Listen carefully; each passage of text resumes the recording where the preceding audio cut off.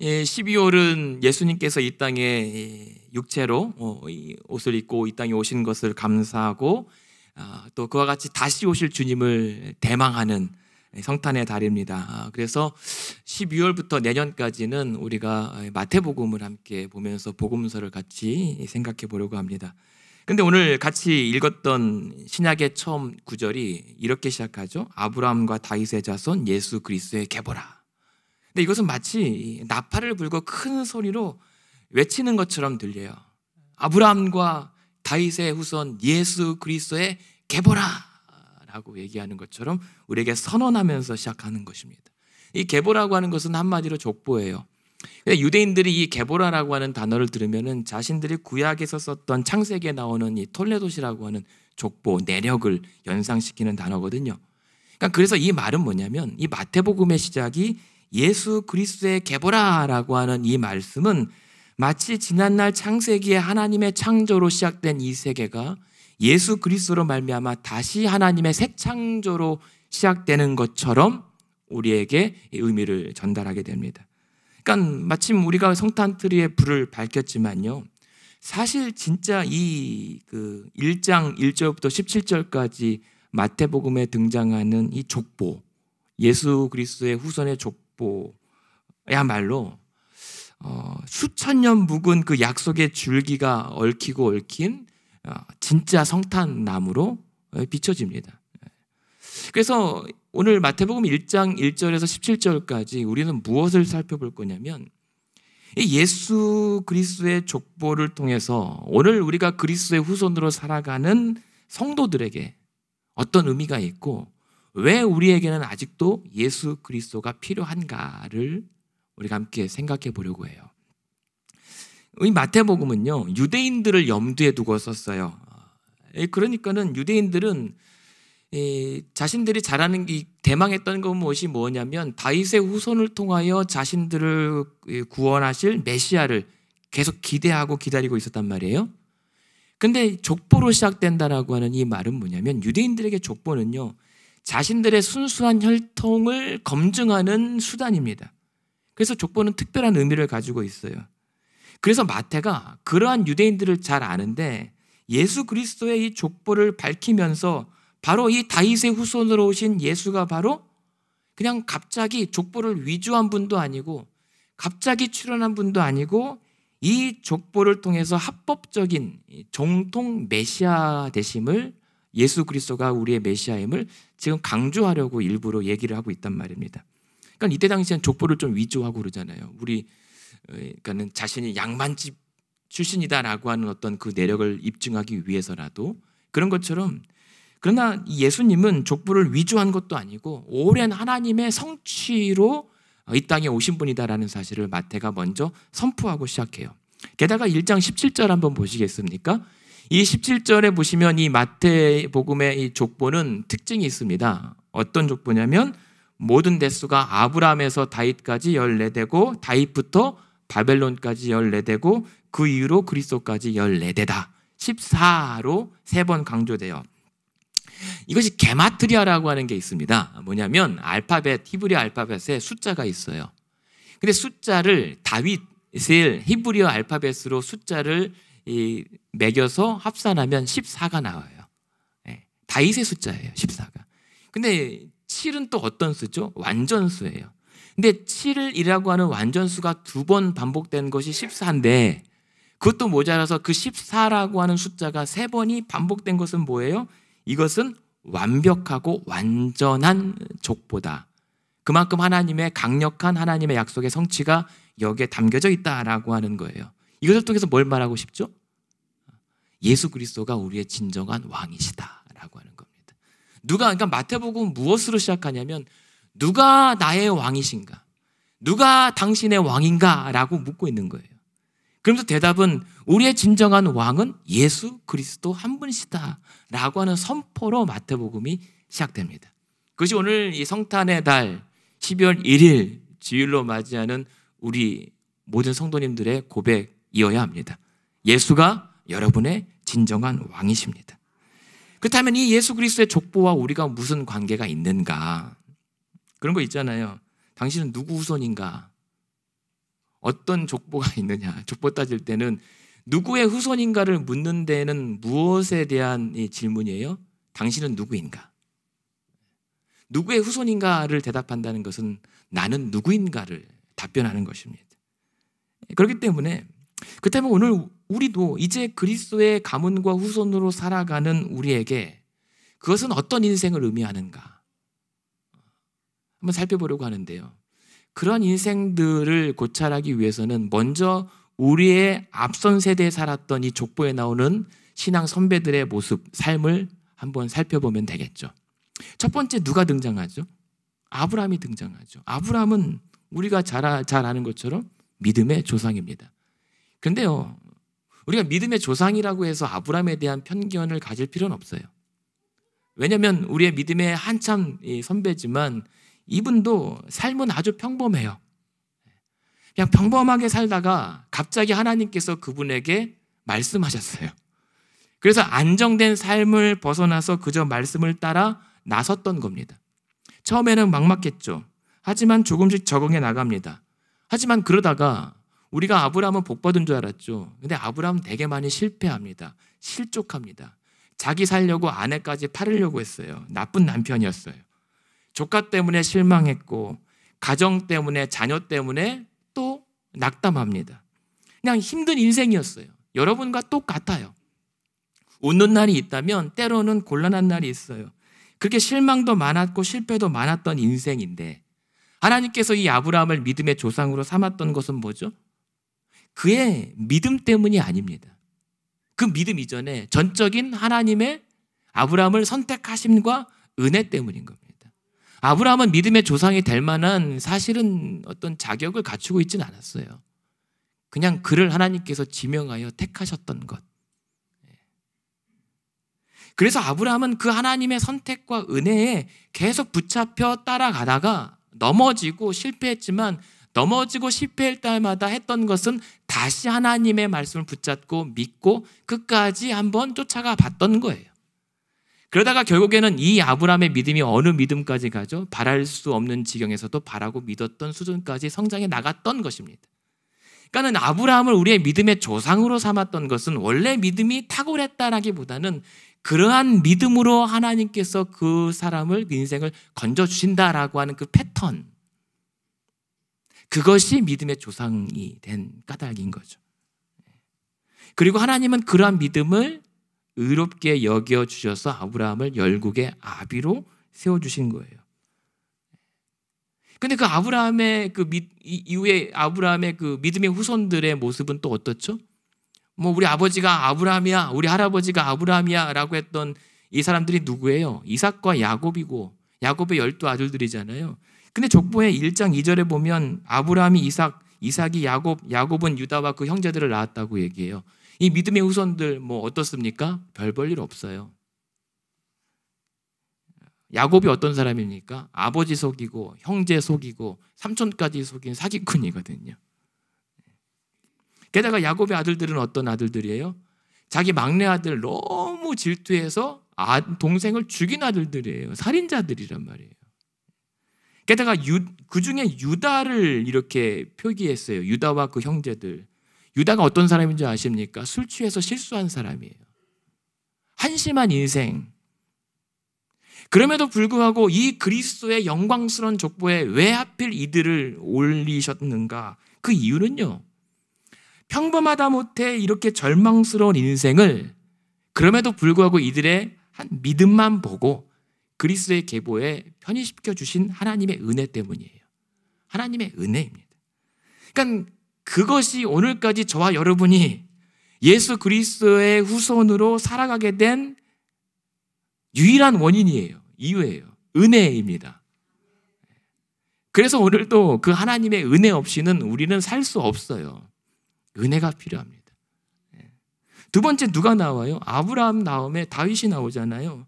다윗 위대한 왕입니다. 하지만 면면을 살펴보면 위대한 왕일까? 의구심이 들어요. 다윗이 잘하는 게 뭐예요? 성경에 나오는 이 모습이 그냥 툭하면 울어요. 툭하면 약해서 넘어지고 못하겠다 그러고 그러다가 능력은커녕 누명을 쓴 채 힘없이 도망다니는 인생이었습니다. 나이 들어서는 오죽했으면은 얼마나 못났으면 아들한테도 쫓겨나요. 배신당해요. 게다가 여자한테는 한없이 약해요. 이 사람이 과연 위대한 왕이라고 할 수 있었던 근거는 무엇이겠는가? 한 가지. 그러나 이러한 약점들을 가리고도 남는 이 다윗이 잘하는 것 한 가지는 하나님 앞에서만큼은 순전했다는 겁니다. 그냥 순수했어요. 하나님 앞에서 순전함이다라고 하는 건 뭡니까? 그냥 하나님 앞에서만큼은 가식이나 숨김이 없이 그냥 올곧은 것. 그러니까 그만큼 하나님 앞에서 다윗은 정직하고 투명했어요. 그냥 어떻게 살았는지 몰라도 그냥 하나님 성전에 들어가면 찬양하는 게 좋았고, 그냥 하나님께서 말씀하시면 나와 함께 하시면 항상 이기게 하신다라고 하는 것처럼 단순 무식하고 용감했어요. 골리앗까지 그냥 넘어뜨릴 정도로. 그러면서 하나님 앞에 나아가선 염치 없이 슬프면 슬픕니다라고 떼쓰고, 억울하면 억울하다라고 얘기했고, 친구가 배신하면 저 친구가 나 배신했습니다라고 하나님한테 이르기를 잘했던 사람이 다윗이었어요. 그러니까 무슨 말입니까? 하나님께 있는 그대로 고할 줄 아는 자. 이게 다윗이 잘했던 거예요. 게다가 다윗이 잘했던 것 중에 하나 대표적인 게 뭡니까? 잘못을 알았으면 그냥 빼는 것 없이 그 자리에서 뉘우쳤던 거죠. 그것이 다윗이 하나님 마음에 합할 수 있는 이유였습니다. 다윗이 골리앗을 쓰러뜨려서 마음에 합한 자가 아니란 말입니다. 그러니까 그런 하나님 마음에 합했던 다윗에게 하나님께서 무엇을 주셨죠? 약속을 주셔요. 어떤 약속입니까? 너 다윗의 집과 나라가 영원히 보존되고 하나님 앞에서 존귀한 자가 되게 할 것이다. 그래서 사도행전에서는 뭐라고 얘기합니까? 너는 내 마음에 합한 사람이기에 내 뜻을 다 이루겠다라고 얘기하십니다. 이게 다윗이 받은 축복이에요. 그러니까 오늘도 우리가 그리스도의 후손으로 저와 여러분이 여전히 살게 된 이유는 다윗이 하나님께 받았던 약속, 너를 망하지 않게 하고 오히려 존귀하게 하겠다라고 하는 그 약속 때문인 것처럼 저와 여러분도 하나님의 약속 때문에 그리스도의 후손으로 살아가는 거예요. 하나님의 신실하심, 하나님께서는 스스로 하신 약속을 어떻게 해서든 지켜주시는 그 기억하고 알아주심 때문에 저와 여러분은 그리스도인으로 살게 된 거예요. 넘어지죠. 약하죠. 근데 약한 내 추하고 망할 것 같은 내 인생이 이렇게 하나님 앞에서만큼은 하나님 나 이렇게 살다 왔다라고 해도 하나님께서 그러한 자를 버리지 않겠다라고 하는 약속하심 때문에 우리가 이렇게 뻔뻔하게 앉아 있을 수 있는 겁니다. 그러면서 여러분들을 통해서도 내 마음에 합한 사람을 통해서 이루시고 싶은 하나님의 뜻이 있다는 거예요. 무엇입니까? 다윗을 통해서 그러하셨던 것처럼 오늘도 연약한 우리 인생과 그러나 순전한 믿음을 통해서 하나님의 나라를 세워나가는 거예요. 그게 우리를 그리스도의 후손으로 살아가게 하시는 이유입니다. 근데 여기서까지는 좋았는데 세 번째 눈여겨보는 인물들이 누굽니까? 이 족보의 두 축이 아브라함과 다윗이에요. 근데 이 아브라함과 두 축 사이에 언뜻 등장하는 인물들이 있는데 특별히 그 중에서도요 3절과 6절에서 보면 누가 등장하냐면 4명의 여인들이 등장해요. 그 4명의 여인이 무엇입니까? 다말, 라합, 룻, 우리아의 아내 밧세바. 사실 여인은 마리아까지 5명이긴 한데 여러분 족보에 여인들이 올라가는 것은 사실은 불가능한 일이죠. 유대인들에게도 마찬가지입니다. 근데 왜 여인들이 이 족보에 등장하냐 말이에요. 그것도 감히 예수의 족보에. 근데 그것도 잘 보세요. 다말이 누굽니까? 다말. 남편이 죽어서요. 어떻게든 혼자라도 대를 이어서 살아남으려고 애썼던 이방 여인이에요. 라합이 누굽니까? 우리 잘 아는 것처럼 이 도시 외곽에서 어떻게든 혼자 살기 위해서 기생으로 살아갔던 이방 여인이에요. 그 다음에 룻은 누구예요? 룻이야말로 어떻게든 살아보려고 시어머니 쫓아왔다가 남의 집 가서 떨어진 곡식 죽고 살았던 이방 여인이에요. 우리아의 아내 밧세바는 누굽니까? 어쩔 수 없이 남편을 버려야만 했던 이방인의 아내였단 말입니다. 다 하나같이 연약한 주변인이었어요. 근데 사실 족보에 그렇다요. 여인이 오를 수 있다고 치죠. 하지만 유대인들에게서 만약에 족보에 오를 만한 여인이 있다면 누구겠습니까? 아브라함의 아내 사라 정도는 돼야죠. 혹은 리브가, 혹은 라헬 정도 조금 자랑스러운 우리의 선조들이 있어야 되는데 다 하나같이 이방 여인이에요. 다말은 근친상간의 죄를 지었어요. 라합은 창녀였고 룻은 말 그대로 족보 없는 여인이에요. 밧세바는 강간죄를 지었어요. 하필이면 왜 이런 여인들을 족보에 올렸을까요? 그러니까 유대인들이 이 족보를 보면요, 창피해요. 수치스럽고 부끄럽습니다. 그럼에도 불구하고 하나님께서 이 연약한 여인들을 그리스도의 계보에 오르셨던 그 이유 한 가지는 이들이 했던 한 가지 때문이에요. 하나님 약속 믿고 어떻게든 살아보려고 몸부림쳤던 인생들. 그 하나님께서 어떻게 해서라도 나를 살게 하시겠다라고 몸부림쳤던 그 다말. 그 하나님의 이 약속과 그 능력을 보면서 자신의 목숨을 걸었던 라합. 그리고 내 남은 삶을 시어머니의 하나님 아버지께 내 삶을 내걸었던 룻. 그리고 하나님의 약속이 지켜지도록 백방으로 뛰어다니면서 애썼던 밧세바를 그 예수의 족보에 이름을 올려줬단 말이에요. 하나같이 약하고 서럽고 고생스럽던 그 삶들이었는데 그러한 삶이라도 다 몽땅 하나님께 내걸었던 자들을 그리스도의 계보에 넣으셨다는 겁니다. 놀랍죠. 그래서 어떻게 됩니까? 이 유다는요, 비록 그러한 부끄러운 과거가 있었지만 하나님께서 베레스를 낳아서 유다 지파의 실질적 어미가 되게 하세요. 라합은 어땠죠? 기생을 살던 삶이 여기 보시면 살몬이라고 하는 이 라합의 남편이 나와요. 근데 이 살몬에 대해서 많은 견해가 있습니다. 뭐 연어 이런 거 생선 이름은 아니에요, 살몬이. 근데 이 살몬이 아마도 그 여리고성 2명의 정탐꾼 중에 1명이 아닐까라고 추적하기도 해요. 그때 눈이 맞은 거죠, 정탐꾼과. 어찌 됐든 간에 이 기생으로 살았던 라합이 어쩌면 정탐꾼 중에 1명과 결혼해서 낳았던 아이가 보아스예요. 그러면서 전혀 다른 인생을 살게 되죠. 룻은 어때요? 그 룻이야말로 그 라합이 낳았던 아들 보아스의 호의를 입어서 오히려 그 예루살렘 땅, 베들레헴 땅에 정착하게 살게 하셨고, 밧세바는 어떻게 해요? 아들이 죽었지만 하나님께서 위로의 아들로 주신 자가 바로 솔로몬이었다는 거죠. 그러니까 이 여인들의 그 삶의 공통점은 아슬아슬해요. 그냥 끊길 듯 말 듯 그냥 숨만 붙어있는 인생이었단 말입니다. 그런데 오히려 이런 끊길 것 같은 연약한 자들의 인생을 통해서 오히려 하나님의 신실하심, 하나님의 약속하심은 더 강력하고 분명하고 기적적으로 이어졌다는 사실을 우리에게 보여줘요. 그러니까 오늘도 저와 여러분이 마찬가지로 그 주의 후손으로 살게 되는 것은, 그저 우리는 할 수 있는 것은 연약하고 완악하고 실족하지만 여전히 끊길 것 같은 우리의 인생 가운데 하나님 약속 붙잡고 몸부림치는 이 연약한 우리 삶을 하나님께서 긍휼히 여겨주시기 때문이에요. 우리를 불쌍히 여겨주시기 때문입니다. 그러면서 네 번째, 이 족보를 들여다보면, 그런데 여기까지는 또 좋다고 봐요. 근데 눈에 거슬리는 몇 사람들이 보여요. 꼭 그런 거 있잖아요. 다 좋은데 한두 사람 눈에 거슬려요. 그게 누구냐면 바로 6절부터 11절까지 나오는 나쁜 왕들이에요. 나쁜 왕들. 나쁜 왕들 중에 대표적인 왕이 누굽니까? 7절에 보면 르호보암이 나와요. 오늘 아침에 사람들 이름이 너무 많이 나와서 뭐 힘드실 수 있는데요. 르호보암은요, 나쁜 왕이에요.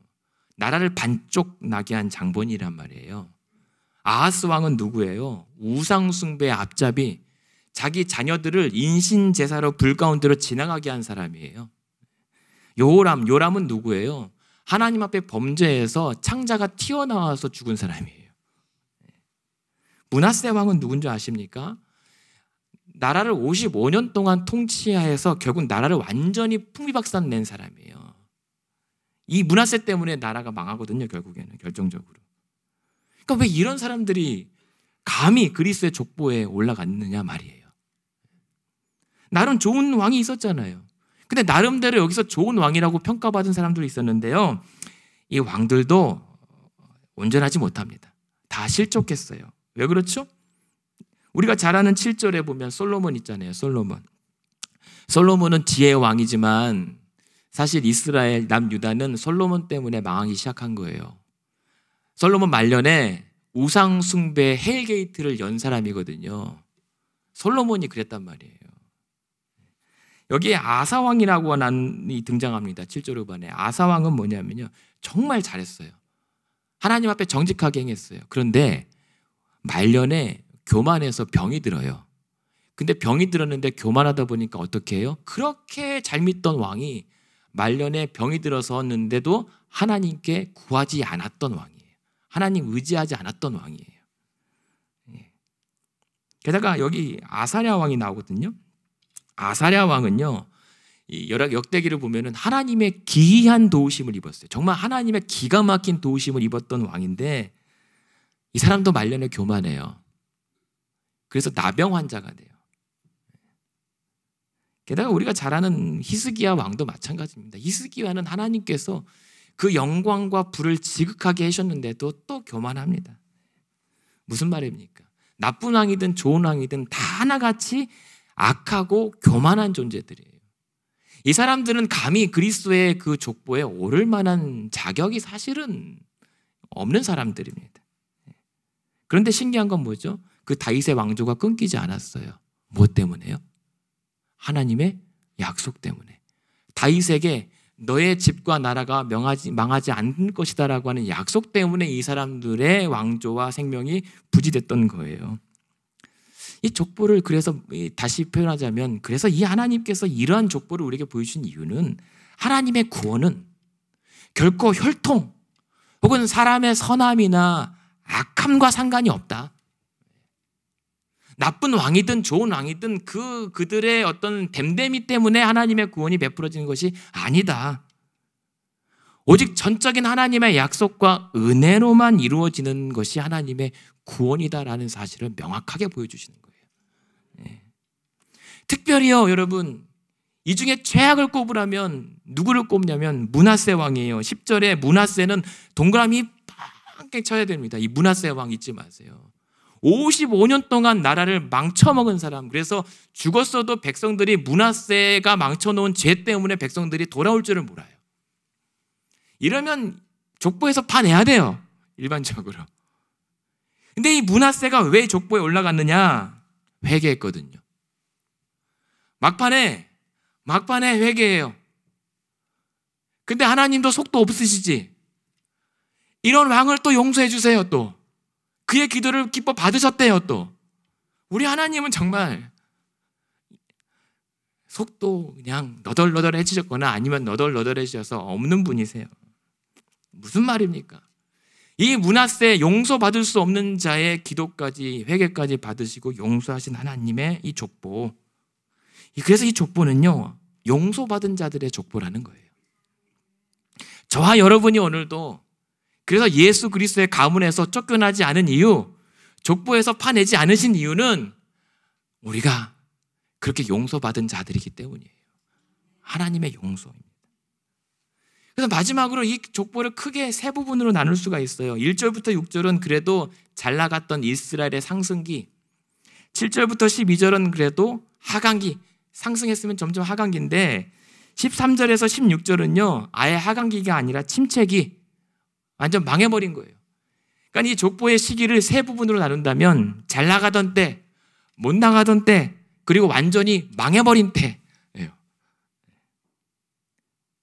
그래서 하나님의 그 약속에도 불구하고 백성들 이스라엘은 바벨론 포로로 끌려가 망하게 돼요.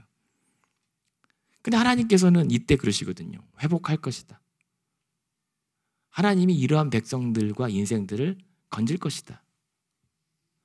근데 그 하나님의 회복의 약속을 이루기까지 이 백성들은 70여 년을 기다려야 했어요. 말이 70년이죠. 만약에 정말 운 나쁜 출생아는 뭡니까? 포로기 1년부터 태어났던 사람, 그 인생은 1년부터 70세까지 포로기의 인생을 살았던 거예요. 중간에 걸치면 모르겠지만. 저주받은 세대라고 하는 거죠. 근데 생각해 보세요. 70년 동안 하나님의 그 뜻이 약속이 이루어지기까지 분명 회복은 믿는데 그 날이 오기까지 얼마나 많이 기다려야 했고 얼마나 절망했고 얼마나 서럽게 울어했을까요? 그런데 그러한 인생들을 이 족보에 넣었단 말입니다. 13절에서 16절까지. 그러면서 그런 눈물을 흘렸을 그 인생들을 하나님께서 그러나 정확한 그때 약속대로 이방 왕을 통해서 이 백성들을 바벨론에서 건져주세요. 그러면서 뭐라고 얘기하냐면 12절에 보면 바벨론으로 사로잡혀간 후에 여고냐는 스알디엘을 낳고 여고냐는 여호야긴이라고 하는 왕이에요. 근데 그 하나님의 그 약속이 어떻게 움트기 시작하냐면 이 여고냐 여호야긴 왕을 감옥에서 꺼내서 죄수의 옷을 벗기고 귀한 옷을 입히고 신분을 회복하는 것에서부터 이 사건이 시작되는 거예요. 하나님은 일하고 계신다. 하나님은 회복하고 계신다. 그러면서 70여 년이 지나서 뭐예요? 12절의 후반에 보면 누구죠? 누가 나오죠? 스룹바벨. 이 스룹바벨이라고 하는 다윗의 후손을 통해서 바벨론 포로에서 백성들을 데리고 와 성전을 다시 회복하고 다시 쌓게 하는 역할을 맡기세요. 그러면서 쭉쭉쭉쭉 나와서 결국에는 무엇입니까? 16절에 마리아의 남편 요셉이 등장하고 그 아들 예수 그리스도가 등장하게 되는 거예요. 그리고 이방왕 고레스를 통해서 하나님께서 회복하셨고 스룹바벨 한 사람을 통해서 하나님의 성전을 다시 쌓게 했다면 마찬가지로 저와 여러분을 예수 그리스도의 후손으로 살게 하시는 것은 오직 그리스도 한 분을 통하여 우리를 완전한 주의 후손과 주의 나라로 회복해 가기 위해서인 겁니다. 하나님은 그래서 지금 우리를 그렇게 온전한 그의 후손과 나라로 회복해 나가세요. 이게 마태복음에서 족보를 통해서 우리에게 말씀하시는 바입니다. 그러니까 이 족보는 어떻게 규정할 수 있어요? 이 그리스도의 족보는 첫 번째는 은혜의 족보였고요. 하나님 약속의 족보였고요. 하나님께서 죄인들을 용서하신 족보였고요. 그리고 우리의 그런 연약한 인생을 불쌍히 여겨주시는 긍휼함의 족보고 그리고 그런 인생들을 회복하시겠다라고 하는 회복의 족보였다는 말입니다. 그렇게 우리의 믿음의 선배들을 살게 하셨어요. 그리고 그 족보에 저와 여러분의 이름도 올려져 있다는 겁니다. 그 일의 보증으로 너희를 다시는 이 족보로부터 파내지 않겠다라고 하는 약속으로 누구를 보내셨어요? 대략 2024년 전에 이 땅에 예수 그리스도를 보내주셔서 하나님 나라를 세우신 거예요. 그래서 우리가 이 족보에서 쫓겨나지 않으려면 오늘도 예수 그리스도가 필요한 겁니다.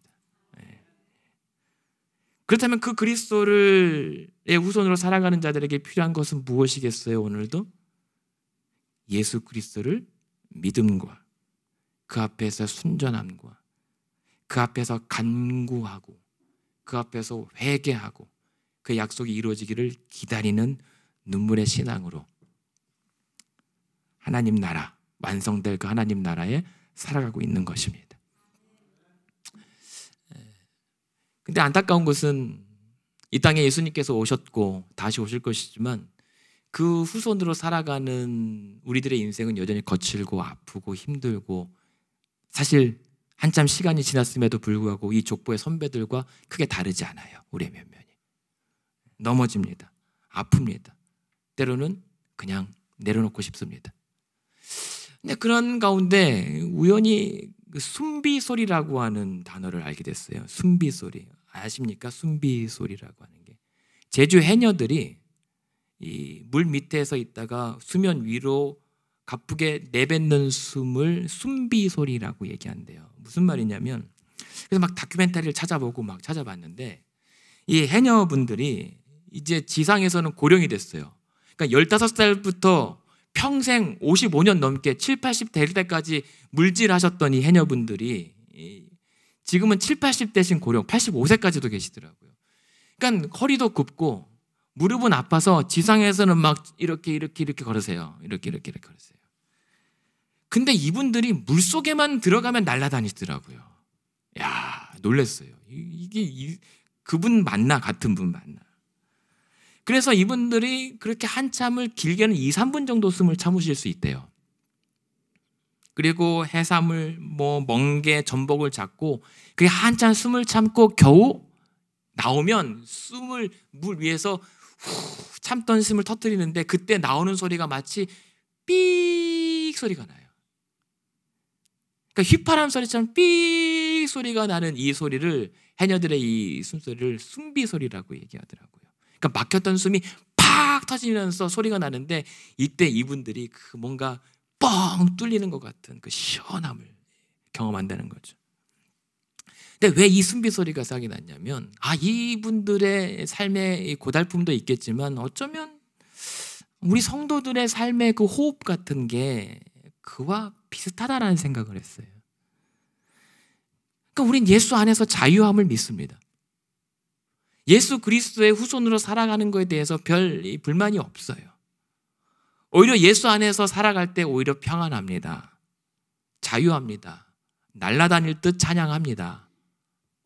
하지만 막상 우리의 인생 현장으로 들어가면 여전히 거칠고 고달프고 넘어집니다. 의심하고 원망하고 불평하고 눈물을 흘리면서 하나님 내게 이루신 약속 언제까지 기다리게 하실 겁니까? 절망합니다.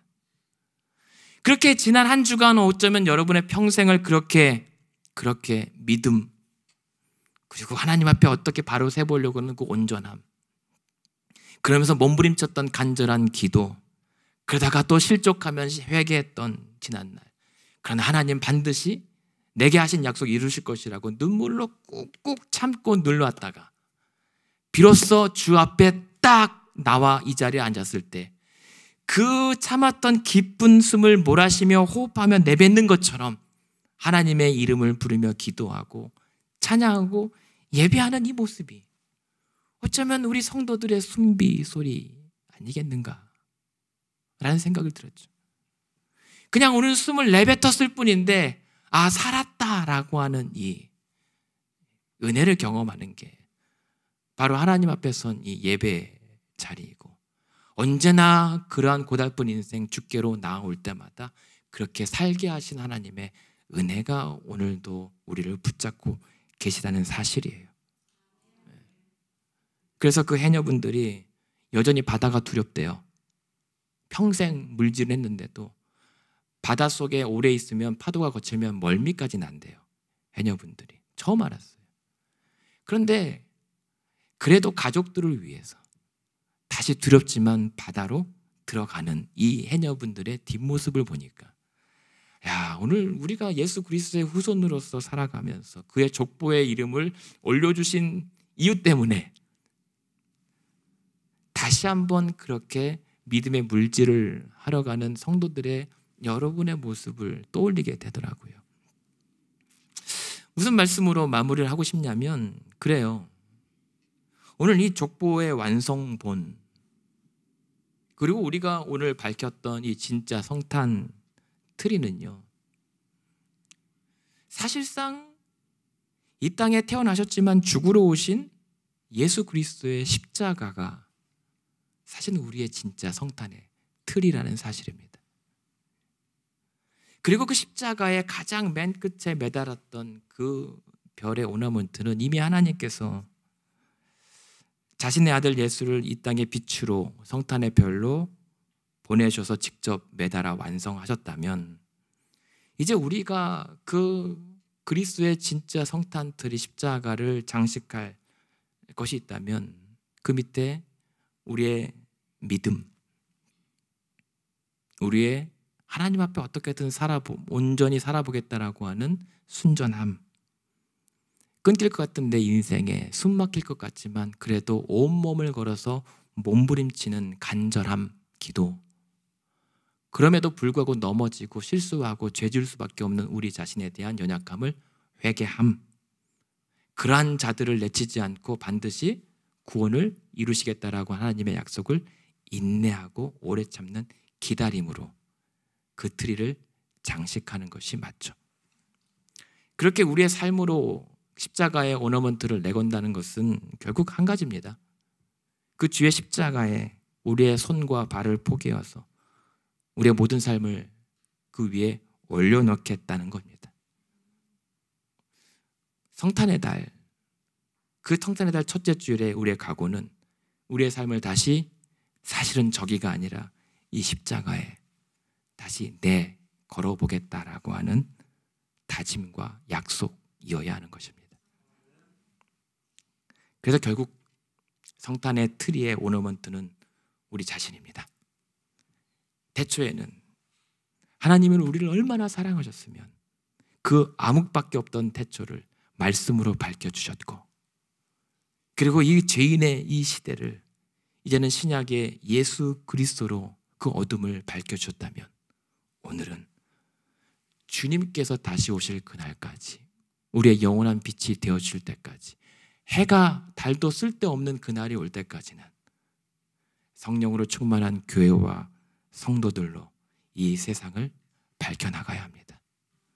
여러분이 하나님의 빛이란 말이에요.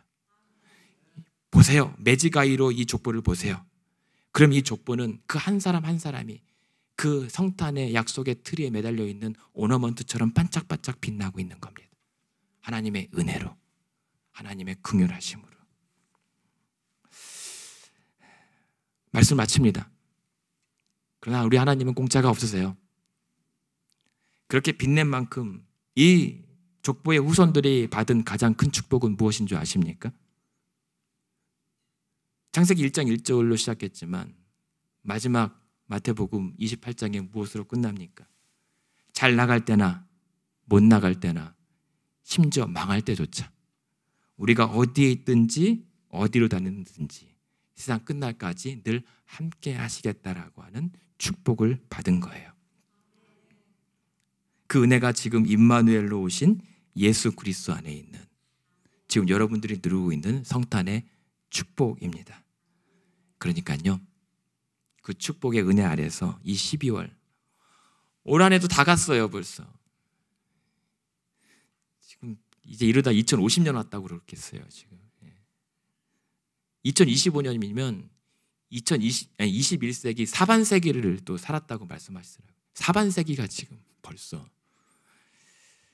하지만 주님은 오실 거니까 마지막 올해 이 한 달 힘드셨던 여러분의 인생, 그러나 고달팠겠지만 우리 다시 한번 하나님 앞에서 더 깊이 그 믿음의 숨비 소리를 깊이 내뱉으면서 그 바다로 뛰어들었던 해녀들처럼 함께 하시는 주님을 더 깊이 의지하고 생각하면서 다시 믿음의 바다로 뛰어들어가 보는 자랑스럽고 하나님의 사랑스러운 예수 그리스도의 후손들 그리고 교회 되기를 주님의 이름으로 축원드립니다.